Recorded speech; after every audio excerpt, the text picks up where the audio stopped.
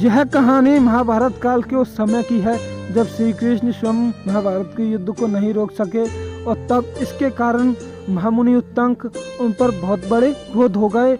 और एक दिन जब श्री कृष्ण द्वारका जाते हुए मुनि उत्तम के आश्रम पहुँचे तो मुनि उत्तंक ने उन्हें देखते ही कटु शब्द कहना प्रारंभ कर दिया और कहा, आप इतने महाज्ञानी हो, सामर्थ्यवान हो, फिर भी आप इस युद्ध को रोक न सके तो मैं आपके लिए श्राप दे दूं तो क्या है, उचित नहीं होगा।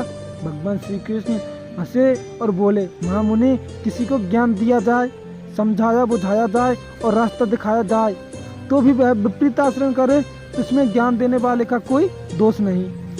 यदि मैं स्वयं ही सब कुछ कर लेता तो संसार में इतने सारे लोगों की क्या आवश्यकता थी।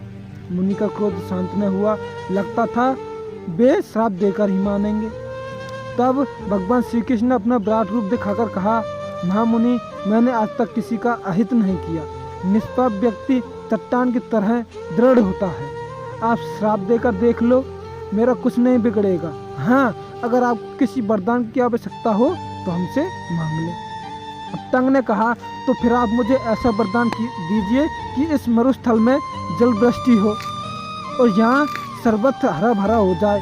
श्री कृष्ण ने कहा, तथास्तु, और वहाँ से वे आगे बढ़ गए। महामुनि उत्तंक एक दिन प्रातःकालीन भ्रमण में कुछ दूर तक निकल गए। दिन चढ़ते ही धूल भरी आंधियाँ चलने लगी और महामुनि उत्तंक मरुस्थल में भटक गए। जब धूल भरी आंधियों का कोप शांत हुआ तब उत्तंक ने अपने आप को निर्जन मरुस्थल में पड़ा पाया। धूप तप रही थी और प्यास के मारे उत्तंक के प्राण निकले जा रहे थे।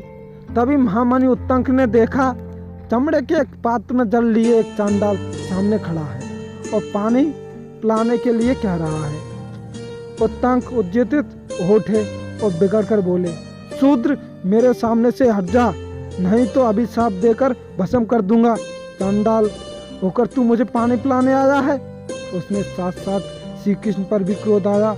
मुझे उस दिन मूर्ख बनाकर चले गए, पर आज उत्तंक के क्रोध से बचना कठिन है। जैसे ही उत्तंक ने श्राप देने के लिए अपना मुख खोला तो सामने श्री कृष्ण दिखाई दिए। श्री कृष्ण ने पूछा, नाराज न हो महामुनि, आपने तो कहा करते थे कि आत्मा ही आत्मा है, आत्मा ही इंद्र है और आत्मा ही साक्षात परमात्मा है। फिर भी आप ही बताएं कि इस चांडाल की आत्मा में क्या इंद्र नहीं थे? यह इंद्र ही थे जो आपको अमृत पिलाने आए थे, पर आपने उसे ठुकरा दिया। बताइए, अब मैं आपकी कैसे सहायता कर सकता हूँ। यह कहकर भगवान श्री कृष्ण वहाँ से अदृश्य हो गए और वह चांडाल भी अदृश्य हो गया। मुनि को वहाँ पश्चाताप हुआ।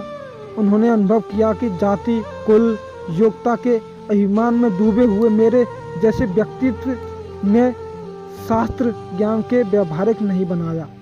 तो फिर भी कौरव पांडवों ने श्री कृष्ण की बात को नहीं माना तो उसमें उनका क्या दोष है? महापुरुष केवल मार्गदर्शन कर सकते हैं। यदि कोई उस प्राप्त करने का आश्रय न लाए और अर्थार्थ लाभ से वंचित रहे तो उसमें उनका कोई दोष नहीं है। तो इस तरह उत्तंक ऋषि श्री कृष्ण पर एक बार तो बहुत बिगड़े, लेकिन उन्हें फिर अपने आप पर पछतावा होने लगा कि उसने ऐसा क्यों किया। तो कमेंट में जय श्री कृष्णा लिखें और हमारे चैनल को सब्सक्राइब जरूर कर लें। तो अगली वीडियो आने तक इंतज़ार करें। तो धन्यवाद।